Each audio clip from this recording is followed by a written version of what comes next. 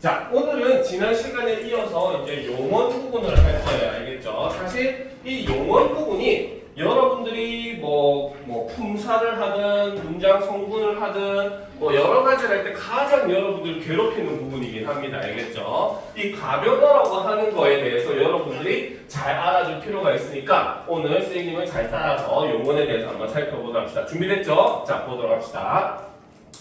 자, 용언이라고 하는 것은 자, 기본적으로 하는 역할은 바로 뭐다? 주어를 서술하는 기능을 하는 것을 바로 우리는 용언이라고 이야기를 합니다. 알겠죠? 자, 그 말은 다른 말로 이야기를 하면은 바로 뭐다? 용언. 즉, 용언에 해당하는 동사, 형용사는 그렇죠? 주로 서술어로 쓰입니다. 알겠습니까? 물론 나중에 여러분들이 선생님하고 이제 문장 부분을 수업을 들어가게 되면은 이 부분을 좀 더 이제 중요하게 이야기를 할 거예요. 알겠죠? 우리 국어에서 문장을 얘기할 때 서술어가 될 수 있는 게 동사, 형용사, 체험 플러스 이다 이렇게 세 가지거든요. 알겠습니까? 그래서 우리가 일반적으로 서술어가 쓰인다, 서술성을 가진다라고 이야기를 할 수 있는 것이 바로 용언이라고 보시면 됩니다. 알겠습니까? 자, 그래서 주로 주어를 서술하는 기능을 가진 단어를 용언이라고 합니다. 용언은 어찌하다의 의미를 가지는 동사. 자, 우리가 어찌하다라고 하는 것은 움직임을 나타냅니까? 아니면 상태를 나타냅니까? 어찌하는 건 움직임이야, 상태야? 상태. 움직임이죠, 그렇죠? 자, 바로 어찌하다라고 하는 것은 움직임을 나타내는 말이고 그렇기 때문에 당연히 동사를 나타내는 말이죠.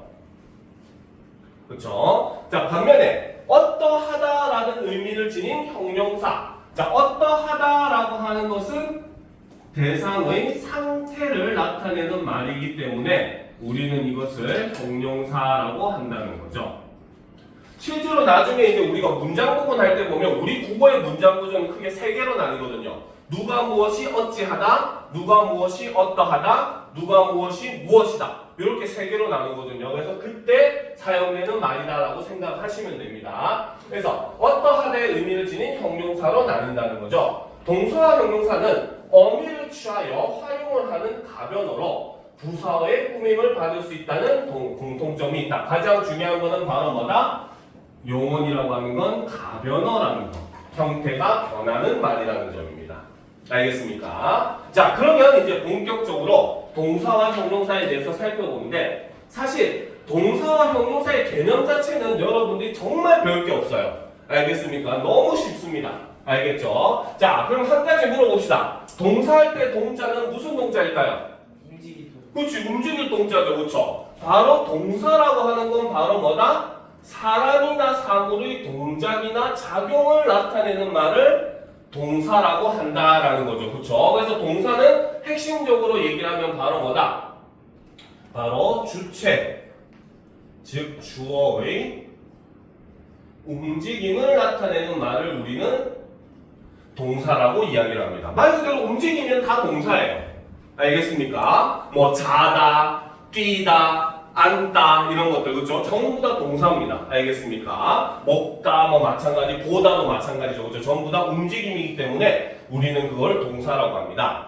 그래서 동사는 목적어가 필요하냐 필요 없냐에 따라서 자동사와 타동사로 나뉜다. 자동사는 목적어가 필요 없는 즉 주어만 필요로 하는 거. 그 다음 타동사는 뭡니까? 목적어를 필요로 하는 거. 주어 플러스 목적어가 되는 거. 이런 걸 타동사라고 하죠. 별거 없습니다. 그렇죠? 그 다음 형용사는 바로 뭐다? 형용사라고 하는 것은 사람이나 사물의 성질이나 상태를 나타내는 거. 그렇죠? 바로 형용사는 바로 뭐다? 주체, 즉 주어의 상태, 성질, 모양, 색깔 이런 것들을 나타내는 것들을 우리는 형용사라고 합니다. 자, 참고로 형용사는 무조건 뭡니까? 형용사는 주어만 필요로 합니다. 영어로 치면은 일형식 동사에 해당하는 거고, 알겠죠? 우리나라 말로 하면은 한 자리 서술어에 해당하는 게 형용사입니다. 자동사도 한 자리 서술어지만 형용사는 무조건 한 자리 서술어예요. 알겠습니까? 네? 보호를 필요로 하는 것도 동사예요. 되다 아니다도 동사로 분류합니다. 우리 국어에서도. 알겠죠?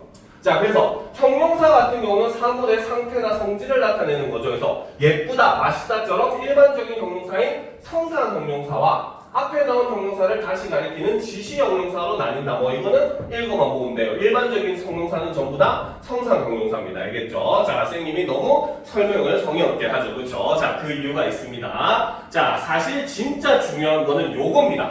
여러분들이 모의고사든 내신이든 문법에서 품사, 특히나 동사와 형용사 관련된 문제가 나오면은 무조건 이걸 가지고 문제가 나옵니다. 그래서 이게 제일 중요합니다. 바로 동사와 형용사를 구분하는 방법. 실제로 여러분들이 솔직하게 까놓고 얘기해가지고 여러분들이 사전에 있는 단어 다 외울 수 있습니까?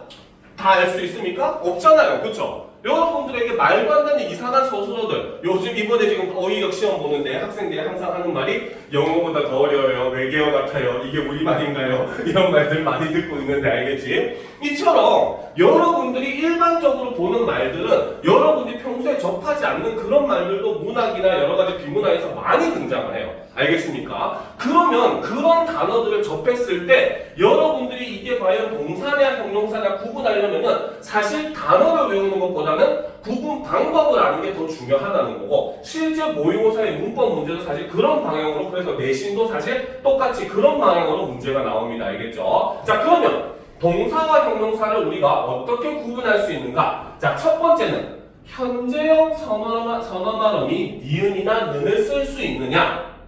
중요한 건 현재형이에요. 알겠죠? 그리고 여기서 선어 발음이라고 있기 때문에 뒤에 어마어미가 같이 오는 형태입니다. 알겠죠? 그 다음 두 번째, 관용사형 전성어미 는을 쓸 수가 있느냐 없느냐? 자, 여기서 우리가 이거를 간단하게 두 개를 하나로 모을 수가 있어요. 알겠죠? 바로 무엇을 모을 수가 있느냐? 는이든 얘네는 는은 무조건 동사만 가능합니다. 알겠습니까? 형용사는 는 자체가 아예 붙을 수가 없어요. 알겠습니까? 우리가 예쁜이라고 하지 예쁘는 이렇게 합니까? 안 하잖아요. 그쵸? 그런데 동사 같은 경우는 먹는, 보는 다 가능해요. 자는, 그쵸? 다 가능한 겁니다. 알겠습니까? 는이 붙을 수 있는 건 오직 동사밖에 없어요.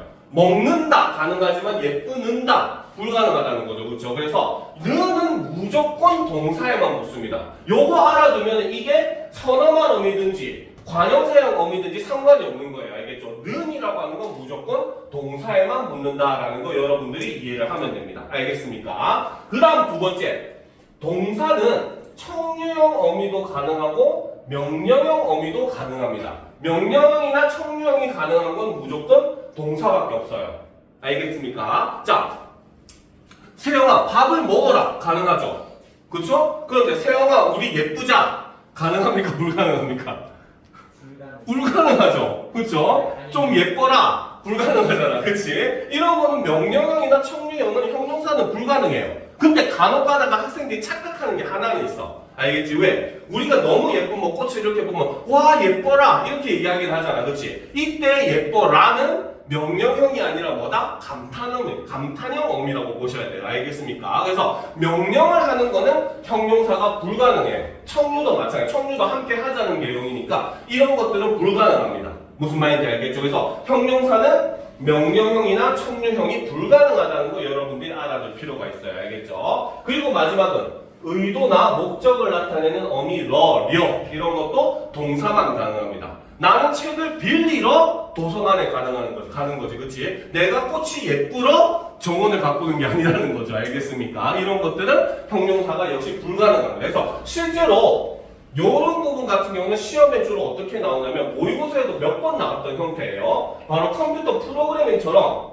이런 식으로 나누어가지고 뭐 예, 아니요, 여기도 예, 아니요 이런 식으로 해가지고 이 조건들을 만족하느냐 만족하지 않느냐 해서 기읍에 들어가는 말, 니은에 들어가는 말, 디귿에 들어가는 말 이런 거 구분하는 유형의 이런 유형의 문제로 많이 나와요. 알겠죠? 그래서 여러분들이 이거를 뭡니까? 동사와 형사를 구분하는 기준은 꼭 알아둬야 돼요. 알겠습니까? 일례로 가장 극단적으로 우리가 이걸 보여줄 수 있는 예가 하나가 있어요. 알겠습니까? 자, 여러분들 이제 나이를 먹는 걸 우리는 동사로 뭐라고 합니까? 나이를 먹는 걸 뭐라고 해요? 한마디로. 그치, 늙다 하잖아. 그치? 자, 늙다 같은 경우는 관형사형 전성어미 는 혹은 현재형 선어말어미 는을 붙여봅시다. 늙는다. 늙는 가능합니까? 불가능합니까? 가능하죠. 그쵸? 자, 그런데 늙다의 반대말은 뭡니까? 어리다 말고 젊다. 그쵸? 젊다가 있잖아요. 그쵸? 우리가 흔히 반대말로 생각을 많이 하잖아. 그치? 젊다 같은 경우는 는이 붙을까 안 붙을까? 젊는다. 가능합니까? 불가능합니까? 불가능해요. 젊다는 형용사입니다. 무슨 말인지 알겠습니까? 이런 식으로 여러분들이 구분이 가능해야 돼요. 알겠습니까? 앉다 같은 경우도 학생들 착각을 되게 많이 해. 알겠죠? 왜? 앉는 행동으로 보기도 하지만 앉아있는 상태로 보기도 한단 말이죠. 알겠죠? 근데 앉는다. 앉는 의자 가능하단 말이야. 그렇지? 그렇기 때문에 앉다는 무조건 동사로 분류를 하는 거예요.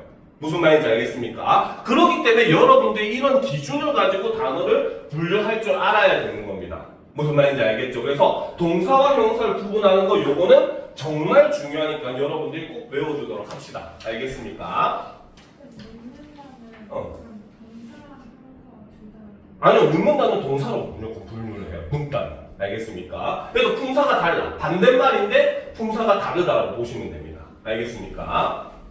그리고 이런 것들은 마찬가지로 있다 같은 경우도 역시 마찬가지죠. 있다 같은 경우 선생님이 전에도 한번 얘기했지만 품사 통용을 하는 말이에요. 어떤 때는 동사로 쓰이고 어떤 때는 형용사로 쓰이거든요. 그래서 예를 들어서 철수를 주어라면 철수가 학교에 있는다. 이거는 말이 돼. 그냥 뭐 읽는다고 했다. 이런 식으로 말이 된단 말이야. 그치? 근데 책이 책장에 있는다. 이거는 말이 불가능해. 알겠죠? 그래서 있다는 주어에 따라서 동사가 되기도 하고 형용사가 되기도 한다라는 것도 이런 식으로 증명이 가능한 겁니다. 무슨 말인지 알겠죠? 그래서 실제로 모의고사에서도 그런 걸 증명하는 문제도 실제로 나옵니다. 알겠습니까? 그래서 여러분들이 그런 부분은 굉장히 주의를 해줘야 돼요. 알겠죠? 자, 그러면 이제 우리가 용언이라고 하는 거는 활용을 한다고 했는데 그 활용이라고 하는 게 뭔지를 한번 살펴보도록 합시다. 자, 용언은 가변어로 어간에 붙는 어미를 달리하여 형태를 변화하는데 이러한 형태 변화를 우리는 활용이라고 한다라는 거죠. 바로 어간에 붙은 어미를 달리하여 형태를 변화하는 것. 이것이 바로 우리는 활용이다. 활용의 의미다라고 보시면 됩니다. 알겠습니까? 오케이? 그렇죠? 자, 그런데 이제 우리가 어간과 어미 뭐 개념 자체는 그렇게 어렵지 않아요. 그렇죠? 자, 봅시다. 어간과 어미를 보면 용언이 활용할 때 형태가 변하지 않는 부분을 우리는 간이라고 하죠. 그렇죠? 반대로 형태가 변하는 부분을 우리는 어미라고 합니다. 그렇죠? 자, 예문을 봅시다. 달리다라는 걸 기준했을 때 달리다, 달리니, 달리고, 달리면 달리까지 우리가 나누었을 때 변하지를 않더라는 거죠. 그렇죠? 그래서 이 낱말은 달리까지가 어간에 해당하고 다가 바로 어미에 해당한다라는 거죠. 즉 우리가 먹다를 예를 들었을 때 그렇죠? 이렇게 나눠서 먹고, 먹지만, 먹어도, 먹을 이런 식으로 쭉쭉 변할 때도 역시 먹이라고 하는 부분은 변하지 않는다는 거죠. 그렇죠? 그래서 우리는 이것을 간이라고 하고 요거를 어미라고 합니다. 알겠습니까? 자, 그런데 자, 항상 여기서 끝나면 섭하죠. 선생님 써보는 거지. 자, 우리가 간과 어미 이런 걸 얘기를 할 때 여러분들이 정말 또 헷갈리는 한 가지 개념이 나와요. 바로 어근이라고 하는 개념이 나옵니다. 알겠습니까? 그런데 어근을 설명할 때랑 어간을 설명할 때의 파트가 달라요. 어간 같은 경우는 지금처럼 우리가 용언의 활용을 설명하는 품사를 설명할 때 주로 쓰는 말이고 어근이라고 하는 말들은 이거 이후에 이제 단어 부분을 설명할 때 설명하는 나오는 개념이 어근이에요. 알겠죠? 그렇기 때문에 선생님들이 학교에서는 보통 어떻게 설명을 하냐면 자 먹다를 예를 들었을 때 먹다 먹고 먹지만 먹어도 먹을 해서 먹은 변하지 않죠? 이게 간이야. 그치? 그런데 근은 개념적으로 얘기를 하면은 실질적인 의미를 가진 부분이라고 얘기를 해요. 알겠죠? 그러면 먹다 먹고 먹지만 먹어도 먹을이라고 하더라도 먹는다는 기본 의미에는 변화가 없잖아. 그치? 그러면 그 먹는다는 기본 의미는 어디에 들어가? 먹에 들어가겠죠. 그러면 먹이 어근이야. 학교에서는 이렇게 가르쳐. 그럼 학생들은 착각을 해. 어간과 어근은 같은 건가? 착각을 하게 됩니다. 알겠죠? 자, 이게 요즘 최근에 한 4년 전부터 모의고사에 나왔던 문제예요. 알겠죠? 바로 근과 간의 의미를 여러분들은 꼭 구분을 해야 됩니다. 알겠습니까? 자, 그럼 일단 개념부터 한번 적읍시다. 자, 먼저 우리가 간이라고 하는 것은 용언이 활용할 때 변하지 않는 부분을 우리는 간이라고 합니다. 알겠습니까? 자, 그 다음에 근은 바로 뭐다? 낱말에서 실질적인 의미를 가지는 부분을 우리는 근이라고 합니다.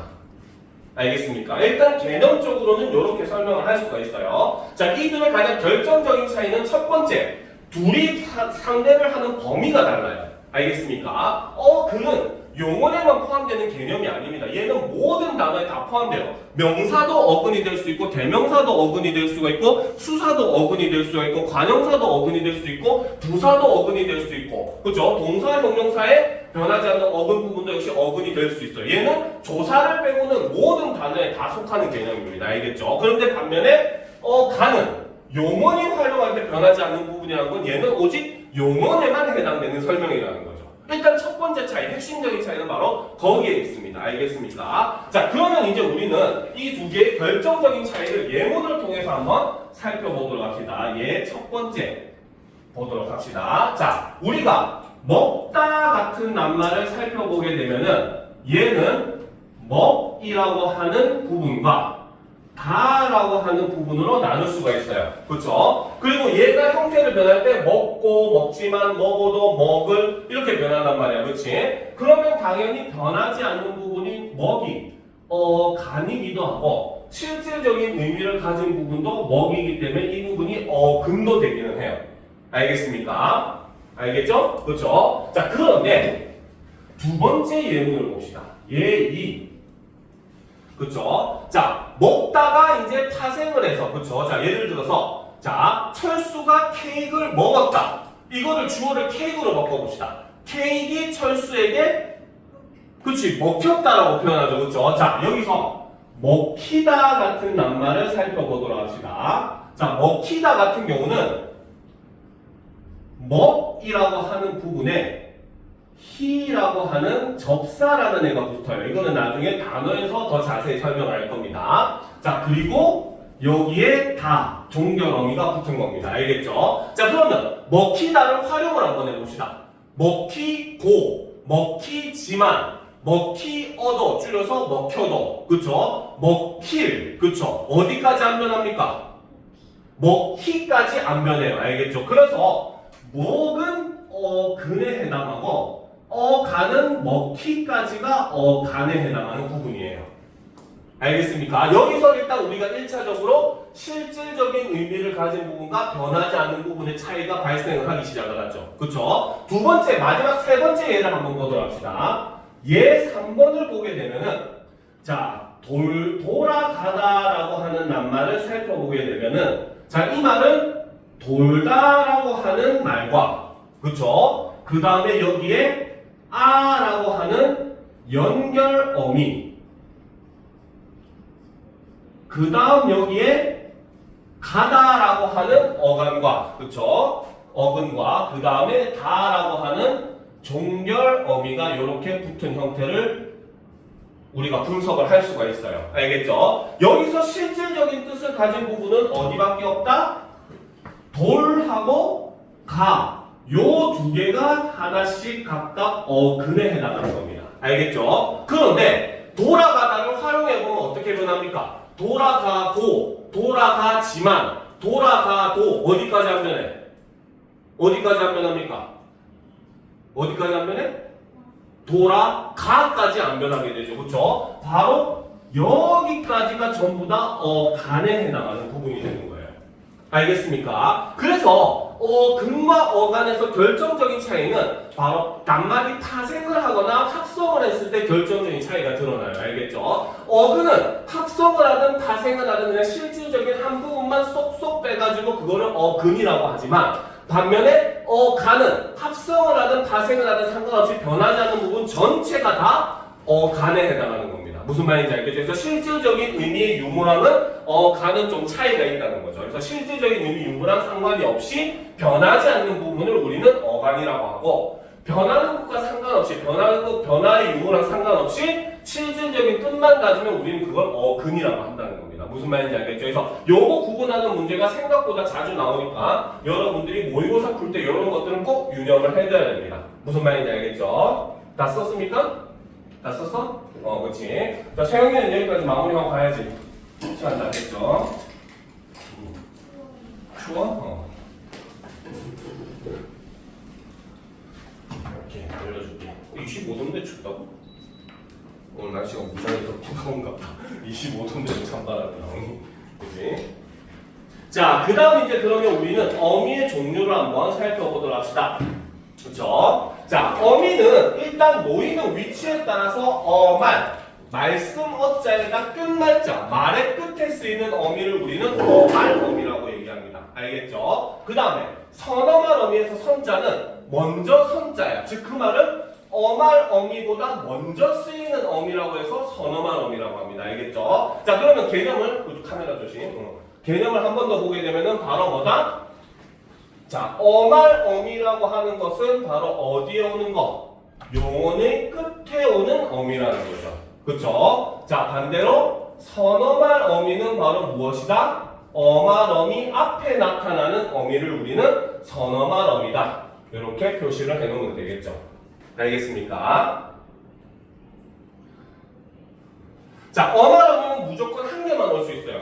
끝에 끝자리는 한 자리밖에 없으니까. 알겠습니까? 그런데 중간 자리는 여러 개가 있기 때문에 선어말 어미는 여러 개가 올 수가 있습니다. 알겠죠? 자, 그래서 어말 어미는 용언의 활용에 필수적이지만 선어말 어미는 경우에 따라서 있을 수도 없을 수도 있고 선택적이라는 거죠. 그 다음 둘 이상의 선어말 어미가 오는 경우도 있다는 거죠. 그렇죠? 자, 그러면 우리가 구체적인 예문을 통해서 한번 살펴보도록 합시다. 자, 하시업 겟더구나라고 하는 뭡니까? 낱말을 한번 살펴보도록 합시다. 자, 여기서 하시 할 때 시는 바로 무슨 의미를 나타내느냐? 바로 주체 높임, 주어를 높여주는 역할을 하는 선어말 어미입니다.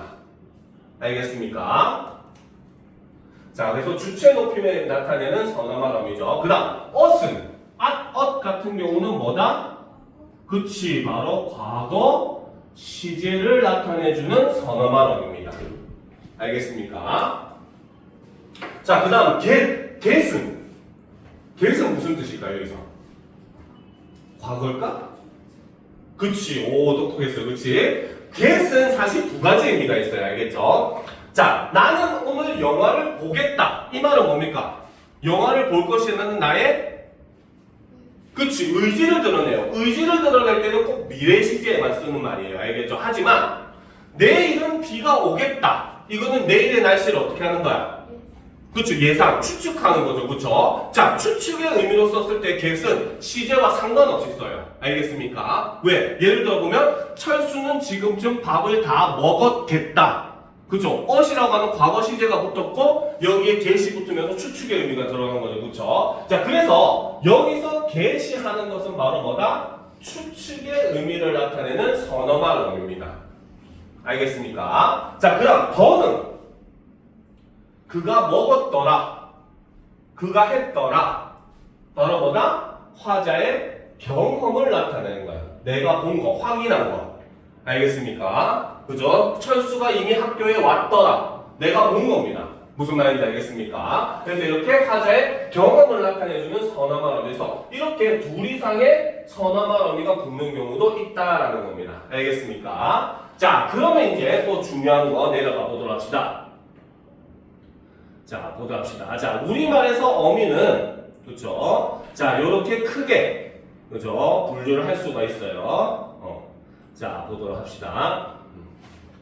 자, 우리말에서 어미는 아까도 얘기했지만 크게 선어말 어미와 어말 어미로 나눌 수가 있습니다. 선어말 어미는 아까 얘기했듯이 기능에 따라서 나눠요. 바로 높임이냐, 시제냐, 그렇죠? 이런 것들. 이것도 현재 시제를 나타내는 거고, 계승, 미래 시제를 나타내기도 하고, 추측의 의미를 나타내기도 하고, 그렇죠? 옥 같은 경우는 뭐 높임 표현인 이것도 그렇죠? 이렇게 선어말 어미는 주로 시제, 높임 이런 것들과 주로 관련이 있어요. 알겠습니까? 자, 그 다음에 이제 어말 어미는 다시 세 가지로 나눕니다. 종결 어미. 문장이 이걸로 끝날 수 있는 거. 종결 어미가 붙으면 그 뒤에는 반드시 마침표나 물음표나 느낌표가 와가지고 문장이 완전히 끝나야 되는 거예요. 알겠습니까? 그 다음 연결 어미는 바로 뭐다? 다음 문장과 어떤 식으로 연결이 되는가를 표시해주는 걸 연결 어미라고 해요. 이거는 문장이 끝나는 게 아니라 다른 문장과 연결된다는 뜻이 돼요. 알겠죠? 그래서 대등적 연결 어미는 두 개가 같다. 그렇죠? 철수는 밥을 먹고 영희는 파스타를 먹는다. 이렇게 했을 때, 그치? 이런 것들 같은 경우는 뭡니까? 두 개를 대등한 의미로서 나열해 주는 거야. 근데 이것도 조심할 필요는 있어요. 알겠죠? 여러분들 흔히 하는 말 중에 이런 거 있죠. 나는 친구들과 점심을 먹고 운동장에서 놀았다. 자, 이때 고는 대등일까 종속일까? 왜? 그치? 밥을 먹는 게 먼저고 그 다음에 운동장에 나가잖아. 그렇지? 순서가 있어버리면 이 경우는 종속이라고 봐요. 알겠죠? 그래서 대등이라고 고라고 해서 무조건 얘네가 다 대등으로 쓰이는 건 아닙니다. 이거는 의미로 봐야 돼요. 알겠죠? 그 다음 종속은 바로 뭐다? 앞뒤가 선순위가 있는 거야. 앞에 게 먼저고 뒤에 게 그 결과가 되든지 원인과 결과라든지 조건과 결과라든지 이런 경우들. 그래서 니 같은 경우는 그가 들어오니 뒤따라 영희가 왔다. 이렇게 하면 순서가 그가 먼저고 영희가 온 거잖아. 그렇지? 그 다음 면 같은 경우도 내일 비가 오면 조건이 만족되면 소풍은 취소될 것이다. 결과로 소풍이 취소라는 결과가 나온다는 거고. 그렇죠? 어서는 인과죠. 그렇죠?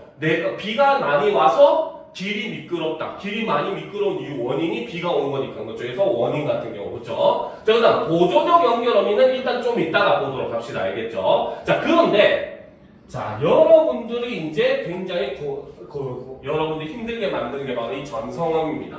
알겠습니까? 자, 전성어미는 말 그대로 전자가 바로 바꾸다 할 때 그 전자예요. 전환하다 할 때 그 전자. 알겠죠? 성은 성질이라는 뜻입니다. 그래서 성질을 바꾸어주는 어미다라고 보시면 됩니다. 알겠습니까? 자, 일단 개념으로 보면 명사로 바꾸어주는 전성어미는 음기, 관형사형 전성어미는 은는 을던, 부사형 전성어미는 이게 도록 이렇게 있어요. 알겠습니까? 그런데 이게 어려운 이유는 바로 뭐냐면 최근에 한 3년 전에 이것도 수능에 한번 나왔던 문제예요. 알겠습니까? 바로 전성어미와 접사를 여러분들이 구분을 해줘야 됩니다. 알겠죠? 자, 그러면 빈 공간에다가 하나 필기를 해두도록 합시다. 자, 우리가 전성어미라고 하는 것은 그쵸? 바로 가변어가 마치 다른 성분처럼 쓰일 수 있도록 해주는 어미입니다. 자, 여기서 우리가 말을 조심해야 돼요. 알겠죠? 알겠습니까? 자, 말을 조심을 해야 됩니다. 알겠죠? 바로 어떤 면을 조심해야 되느냐? 마치 다른 성분처럼 쓰이게 해준대요. 그 말은 거꾸로 얘기하면 다른 성분으로 바뀌었다 안 바뀌었다? 아직 바뀌지 않았다는 겁니다. 알겠죠? 그렇기 때문에 전성어미의 특징은 바로 뭐냐면 품사의 변화가 없습니다. 품사의 변화는 없고 반대로 여전히 서술어로서 쓰이는 서술성은 가지고 있게 만들어주는 거예요. 알겠습니까? 자, 그런데 이 전성어미와 대비되는 개념으로서 바로 접사가 있습니다. 그 중에서도 접미사, 성질을 바꿔주는 전미사죠. 그쵸? 얘는 바로 뭐냐? 가변어가, 그쵸? 다른 품사로 바뀌게 해주는 말을 우리는 접사라고 이야기를 합니다. 알겠습니까? 얘는 아예 품사를 바꾸어줘요. 품사의 변화가 존재를 합니다. 알겠죠? 그러니까 당연히 품사 자체가 변해버렸기 때문에 서술로서 기능 자체도 하지 못하게 만들어버려요. 알겠습니까? 자, 빨리 씁시다, 필기. 그쵸? 자, 얼른 필기하도록 합시다. 그래서 얘 같은 경우는 아예 품사를 변화시켜버리기 때문에 서술로서 기능조차도 할 수 없도록 만들어버립니다. 알겠습니까? 자, 이거를 이제 이렇게 설명만 들으면 이해가 좀 안 될 거예요. 예문을 가지고 보시면 됩니다. 밑에다가 적도록 합시다. 선생님 여기다 적을게요. 자, 예문을 보게 되면은, 자, 실제 수능에 나왔던 예문입니다. 알겠죠? 자, 나는 잠으로써 피로를 풀었다. 자, 요런 문장이 있다고 보도록 합시다. 자, 여기서 바로 여러분들에게 문제가 되는 게 바로 앞에 잠과 뒤에 잠이죠. 그쵸? 똑같이 잠이 왔습니다. 그쵸? 둘 다 기본형은 뭐겠어, 당연히? 그치? 자다에서 온 말이겠죠. 그쵸? 여러분이 지금 하고 싶은 거겠지. 그치? 자, 바로 자다라고 하는 말에 지금 미음이 붙은 형태예요. 두 번째 밑에 것도 역시 마찬가지 자다라고 자에다가 미음이 붙은 겁니다. 자, 그런데 결과적으로 먼저 얘기를 해주면 하나는 접사고 하나는 전성어미예요. 알겠습니까? 자, 그러면 이걸 우리가 어떻게 구분할 수 있는가? 자, 그럼 여러분들 한번 봅시다. 나는 잠을 잠으로써 피로를 풀었다. 이 문장을 두 개로 한번 나눠봅시다. 어떻게 나눌 수 있을까? 나는 잠을 잠으로써 피로를 풀었다. 어떻게 두 개로 나눌 수 있겠어요? 어떻게 문장을 두 개로 나누겠어? 어디서 뚝 끊어야 되겠습니까? 그치, 바로 여기서 문장이 나눠집니다. 알겠습니까? 그러면 얘는 첫 번째 문장은 바로 뭐다? 나는 잠을 잤다. 자, 그래서 두 번째 문장은 그래서 나는 피로를 풀었다. 자, 이렇게 두 개의 문장으로 나눌 수가 있습니다. 알겠습니까? 자, 여기서 이제 우리가 잘 살펴봐야 될 게, 자, 자다라는 잠이라고 하는 두 개의 낱말의 변화를 한번 살펴보도록 합시다. 알겠죠? 자, 앞에 있는 잠은 뒤에 문장으로 나눠도 어떻게 했습니까? 변화가 있어요, 없어요? 앞에 있는 잠은 변화가 있습니까, 없습니까? 없죠. 그쵸? 자, 바로 자, 앞에 있는 잠의 경우는 문장을 풀어서 보더라도 변화 없이 그대로 와버렸다는 거죠. 알겠죠? 그 말은 낱말의 변화가 있었다는 겁니다. 아예 완전히 품사 자체가 변해버렸다는 거예요. 알겠죠? 그런데 뒤에 있는 잠은 어떻게 변했습니까? 잤다라고 하는 서술어로 변했죠. 그죠? 서술어가 될 수 있다는 건 얘는 여전히 서술성을 가지고 있다는 소리입니다. 알겠죠? 그렇기 때문에 뒤에 있는 잠에서 미음이 바로 뭐다? 이것이 전성 어미가 돼요. 자, 반면에 앞에 있는 잠은 나는 잠을 잤다는 다시 잠을 서술로 하는 두 개의 문장으로 나눌 수가 있겠어, 없겠어? 얘는 나눌 수가 있어요, 없어요? 못 나누죠, 그죠? 얘는 아예 명사로 변해버렸기 때문에 이 미음은 바로 접사에 해당한다라고 볼 수 있다는 겁니다. 알겠습니까? 그래서 서술성을 가진다는 거는 얘를 서술어로 하는 문장으로 뽑아낼 수 있냐 없냐가 기준이 되는 거예요. 알겠습니까? 그래서 이 경우에 뒤에 있는 잠은 서술어로 변화를 할 수가 있기 때문에 문장으로 뽑아낼 수 있기 때문에 이 경우는 그냥 형태만 바꿔준 거다. 서술어로서 기능은 여전히 한다라고 보는 거고, 반대로 앞에 있는 잠은 아까 얘기했듯이 아예 문장으로 뽑아낼 수 없죠. 서술어로. 그렇죠? 이럴 때는 접사가 쓰여서 아예 품사가 명사로 변했다라고 얘기를 하는 겁니다. 무슨 말인지 알겠죠? 그래서 이 부분이 여러분들이 바로 전성어미와 접사를 구분해야 되는 가장 핵심적인 부분이 됩니다. 알겠죠? 이것도 실제로 아까 얘기했듯이 수능에 나온 이후로는 굉장히 학교에서도 시험 문제에 많이 나오니까 여러분들이 조심을 해서 봐야 되는 부분입니다. 알겠습니까? 자, 그 다음 이제 본용어과 보조용어로 넘어갑시다. 자, 이건 다 치워도 되겠죠? 그죠? 이해가 됩니까?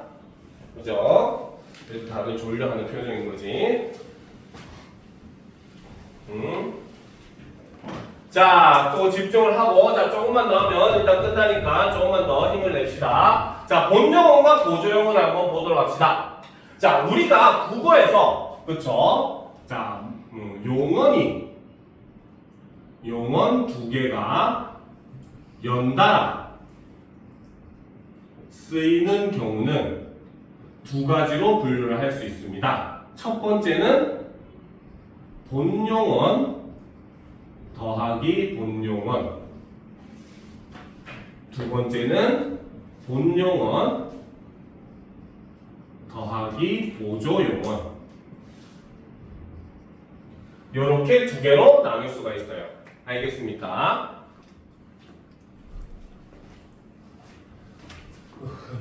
진짜 이걸 어떻게 쓰겠나? 무슨 실고? 자, 보도록 합시다. 자, 그래서 우리 국어에서 용언이 두 개가 연달아 쓰이는 경우는 이렇게 두 개로 나눠서 설명을 할 수가 있어요. 하나는 본용언 더하기 본용언이고 하나는 본용언 더하기 보조용언입니다. 알겠습니까? 자, 그러면 본용언은 뭐고 보조용언은 뭐냐라고 우리가 볼 수가 있겠죠. 자, 본용언은 쉽게 설명을 하면은 그냥 그 자체로 본래의 의미를 유지하는 용언이다. 문장에서 자신의 뜻을 분명하게 가지고 있는 용언이다라고 생각을 하면 돼요. 알겠죠? 자, 그럼 보조용어는 뭐냐? 솔직히 얘기를 하면 보조용어는 원래는 보조 형용사라고 따로 분류를 하기는 합니다. 알겠죠? 가장 대표적인 게 않다, 쉽다 이런 것들은 혼자 거의 못 쓰잖아, 그렇지? 이런 애들은 대표적인 보조용어로 볼 수가 있어요. 알겠죠? 그런데 몇몇 보조용어들은 본용어과 형태가 똑같은 경우도 있어요. 대표적으로 보다 이런 것들을 우리가 예를 들어서 보도록 합시다. 자, 나는 뭡니까? 강릉에 가서 바다를 보았다라고 했을 때 이 보다는 그 자신의 우리가 직접 see라고 하는 그 의미가 watch라고 하는 의미가 존재를 하잖아요. 그렇죠? 자, 그런데 이런 경우가 있어요. 나는 작년에 영국에 가봤다. 여기서는 내가 영국에 가서 본 거야? 무슨 뜻입니까? 간 적이 있다. 경험을 나타내는 말이잖아요. 그렇죠? 이럴 경우에 보다 같은 경우는 우리가 보조용언으로 쓰였다라고 이야기를 합니다. 알겠죠? 그래서 본용언과 보조용언 같은 경우는 이렇게 우리가 실질적인 자신의 뜻을 가지고 있느냐 없느냐를 구분을 하면 돼요. 알겠죠? 그런데 이 부분을 나누는 이유는 사실은 한글 맞춤법 때문이에요. 본용언과 본용언 같은 경우는 무조건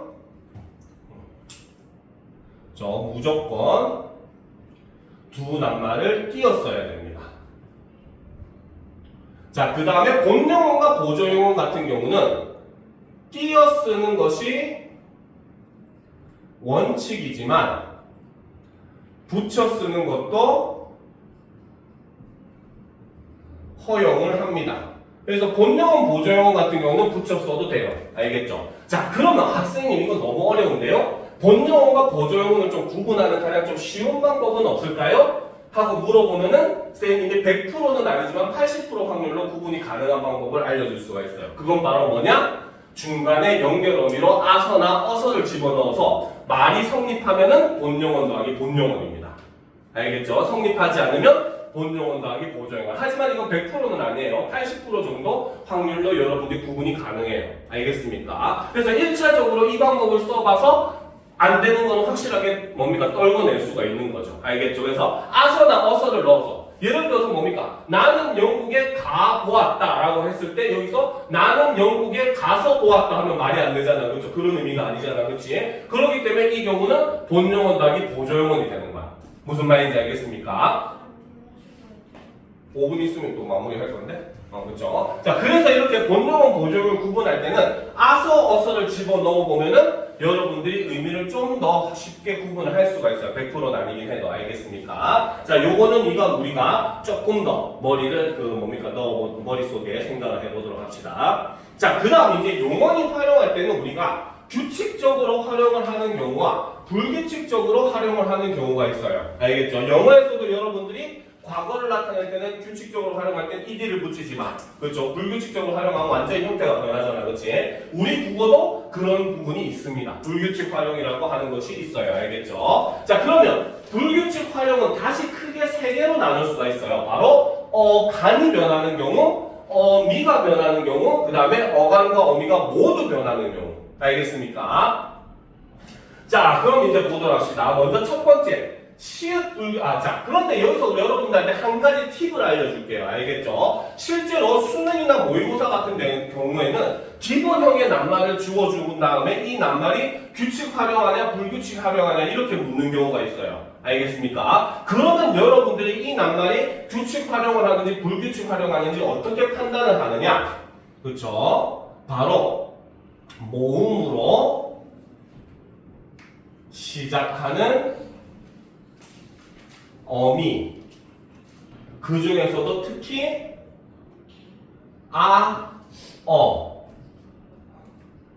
어를 사용하면 쉽게 구분이 가능합니다. 얘를 붙여보고 내지는 아서, 어서 얘네를 붙여보면은 얘가 규칙인지 불규칙인지가 바로 드러나요. 알겠죠? 자음으로 시작하는 어미라고 붙으면은 무조건 대부분이 다 규칙 활용을 합니다. 알겠죠? 근데 모음으로 시작하는 어미, 그 중에서도 특히 어를 붙여보면 여러분들 얘가 규칙인지 불규칙인지 확실하게 나옵니다. 알겠습니까? 자, 시읒 불규칙 같은 경우는 어간의 끝소리 시읒이 모음 앞에서 탈락을 해버린다는 거죠. 그래서 어가 붙어서 지어가 되죠. 우리가 병이 낫다 할 때도 그거죠. 바로 낫다인데 아가 붙으면 나아가 되잖아. 그치? 그래서 학생들이 뭡니까? 히읗 받침인지 시읒 받침인지 헷갈리죠. 그쵸? 그래서 히읗 받침 쓰면 낳기는 몰라. 이렇게 얘기하잖아. 그치? 새끼를 낳냐 이러면서 막 놀리잖아요. 그쵸? 그 착각하는 이유 중에 하나도 바로 그런 이유 때문인데 시읒 같은 경우는 모음으로 시작하는 어미 앞에서 탈락을 해버립니다. 어간 그 시읒은. 알겠죠? 반대로 히읗은 탈락하지 않아요. 그래서 새끼를 낳다 할 때는 히읗을 쓰고 아를 쓰고, 그죠? 병이 낫다 할 때는 시옷을 탈락시켜서 나아로 그냥 쓰고, 알겠죠? 요런 거 차이점입니다. 자, 그 다음 비읍 불규칙 같은 경우는 좀 잘 알아둬야 돼요. 자, 어간 끝소리 비읍이 뭘로 변한다? 오나 우로 변합니다. 그쵸? 우리가 밤을 굽다 할 때 굽, 여기에 어가 붙으면 워가 돼요. 없던 우가 생겨버리죠. 비읍은 사라지고, 그치? 이런 경우가 바로 비읍이 오나 우로 변하는 비읍 불규칙이라고 볼 수가 있어요. 알겠습니까? 자, 그 다음 디귿 불규칙 같은 경우는 어간 끝소리 디귿이 모음 앞에서 리을로 변화를 할 때 우리는 이것을 디귿 불규칙이라고 하죠. 그래서 씹다 같은 경우도 싫어, 질문할 때도 묻다 같은 경우도 물어, 그렇죠? 이렇게 되죠. 자, 그 다음 르 불규칙은, 자, 이거는 솔직하게 얘기를 하면은 얘는 어간과 어미가 다 변하는 경우로 분리를 해야 돼요. 알겠습니까? 자, 우리 국어에서 특히나 동사가 어간의 끝이 르로 끝나는 경우가 있어요. 동사들이. 동사, 형용사? 어쨌든 르로 끝나는 경우가 있는데 르로 끝나는 경우는 다 불규칙 활용을 합니다. 그 중에서 몇몇은 어떻게 불규칙을 활용을 하냐면 먼저 의가 탈락해버려요. 그래서 얘가 앞말의 받침으로 갑니다. 그리고 여기에 없던 리을이 첨가가 돼요. 알겠죠? 그래서 흐르다 같은 경우는 흘러, 다르다 같은 경우는 달라, 이렇게 변하잖아. 그치? 이런 것들은 바로 르 불규칙. 얘는 근데 사실 어간과 어미가 다 변하는 경우로 분류를 해요. 알겠습니까? 자, 그 다음 이제 우 불규칙 같은 경우는 어간 끝소리 우가 모음 앞에서 탈락해버리는 거. 그렇죠. 그래서 뭡니까? 국을 푸다가 어가 붙으면 퍼, 이렇게 된다는 거죠. 자, 그 다음 어미가 변하는 경우는 자, 여 불규칙. 그렇죠. 자, 여 불규칙 같은 경우는 하다나 하다의 동사 뒤에서 사용이 되는데, 자, 어간 하 뒤에는 뭡니까? 바로 아가 여로 변합니다. 알겠죠? 그래서 하다는 하였다가 되잖아. 그렇죠? 그죠? 그래서 아어가 여로 변하는 거. 러 불규칙은, 자, 이것도 이제 르로 끝나는 거에서 시작하는데 얘는 르까지는 변화가 없어. 근데 어 대신에 러가 붙어요. 이거는 어미가 변하는 경우가 맞죠. 그렇죠? 그 다음에 오 불규칙 같은 경우, 이거는 그냥 한번 읽어만 보면 됩니다. 자, 그런데 이제 마지막에 어간과 어미가 모두 변하는 불규칙은 히읗 불규칙. 그래서 어간의 히읗이 탈락을 하면서 바로 어미도 함께 바뀌는 이런 형태를 히읗 불규칙, 그리고 아까 있었던 원래는 르 불규칙이 여기에 들어가줘야 된다는 거죠. 알겠습니까? 자, 오늘 문법은 여기까지 하도록 합시다. 알겠죠? 자, 지금 50분이니까 10분 쉬고 3시에 독서를 보도록 합시다. 알겠습니까?